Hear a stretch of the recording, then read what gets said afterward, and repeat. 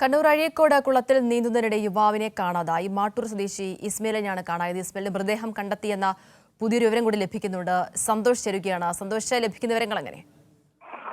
ഇന്ന് രാവിലെയാണ് കുളത്തിൽ കുളിക്കുന്നതിനിടെ കണ്ണൂർ അഴീക്കോട് ആയനി വയലിൽ കുളത്തിൽ കുളിക്കുന്നതിനിടെ യുവാവിനെ കാണാതായത്. അതിനുശേഷം ഈ യുവാവിനെ കാണാതായതിന് പിന്നാലെ നാട്ടുകാരും അതോടൊപ്പം തന്നെ ഫയർഫോഴ്സും ചേർന്ന് അവിടെ തിരച്ചിൽ നടത്തിയിരുന്നു. മുങ്ങൽ വിദഗ്ധർ ഉൾപ്പെടെ എത്തി തിരച്ചിൽ നടത്തിയിരുന്നു. മണിക്കൂറുകൾ നീണ്ട തിരച്ചിലിനൊടുവിൽ ഇപ്പോൾ ഈ യുവാവിന്റെ മൃതദേഹം കണ്ടെത്തിയിരിക്കുകയാണ്.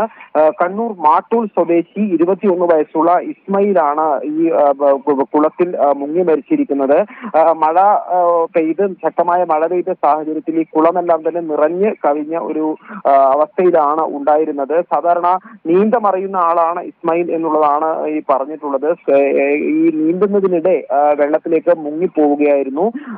നാട്ടുകാരും ഫയർഫോഴ്സും കൂടാതെ സ്കൂബ ടീം അംഗങ്ങളും തിരച്ചിലിന് നേതൃത്വം നൽകി. അങ്ങനെയാണ് അല്പസമയം മുമ്പ് ഇപ്പോൾ ഈ മൃതദേഹം കണ്ടെത്തിയിരിക്കുന്നത്.